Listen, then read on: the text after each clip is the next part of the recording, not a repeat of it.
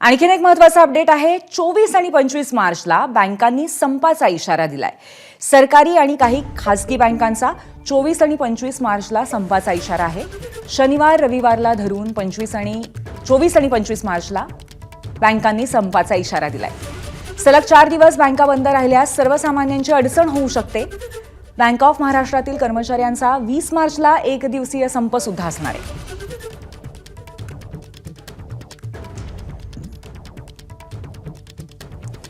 तर 20 मार्चला bank of महाराष्ट्रातील कर्मचाऱ्यांचा एक दिवसीय संप आहे। नक्की संप कशा पद्धतीने होणार आहे, कोणकोणत्या बँका याच्यामध्ये सहभागी असण्याची शक्यता आहे, आपण घेऊयात माहिती। आमचे प्रतिनिधी अभिषेक मुठाळ आपल्या सोबत आहेत। अभिषेक, नक्की सर्व बँकांचा हा निर्णय आहे का संपाचा, आणि त्याचबरोबर हा इशारा आहे का अशा पद्धतीने जाहीर करण्यात आलेला आहे की संप नक्की होणार आहे?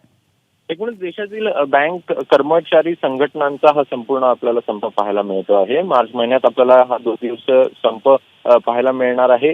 24 आणि 25 मार्च रोजी हा संप होईल। सरकारी ज्या बँका आहेत आणि काही ज्या जुन्या बँका आपल्याला पाहायला मिळतात, खासगी, फेडरल बँक असेल, कर्नाटका बँक असेल, अशा काही बँकाचे संघटना देखील यामध्ये आपल्याला सामील होताना पाहायला मिळणार आहे। युनायटेड फोरम ऑफ बँक युनियन्सकडनं ही संपाची हाक देण्यात आलेली आहे। एकूण पाहायचं तर कर्मचाऱ्यांच्या अनेक मागण्या आपल्याला पाहायला मिळत आहेत आणि त्याचा फटका कुठेतरी आता सर्वसामान्यांना देखील आपल्याला बसताना पाहायला मिळणार आहे। एकूणच 5 दिवसांचा आठवडा असेल, नोकर भरती असेल किंवा मग संचालक मंडळावर एक कर्मचारी किंवा अधिकाऱ्याची नेमणूक करायची असते, ती कुठेतरी झालेली नाही आणि त्यामुळे ऐन मार्चमध्ये हे संपाचं हत्यार कर्मचारी संघटनांकडनं आपल्याला उचलल्याचं पाहायला मिळत आहे।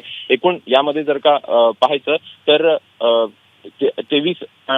24 आणि 25ला बँक संप आपल्याला पाहायला मिळतो आणि अशातच 22 आणि 23 रोजी शनिवार रविवार असल्यानं फोर्थ सॅटर्डे असल्यानं कुठेतरी सर्वसामान्यांना देखील अडचणींचा सामना आपल्याला करावा लागताना पाहायला मिळू शकेल। सोबतच एटीएम देखील नक्कीच अभिषेक, सर्वसामान्यांना अडचण होणार आहे आणि त्याचबरोबर आर्थिक वर्षाचा शेवट असल्यामुळे सुद्धा नक्कीच अडचण निर्माण होऊ शकते। धन्यवाद आपण दिलेल्या माहितीबद्दल।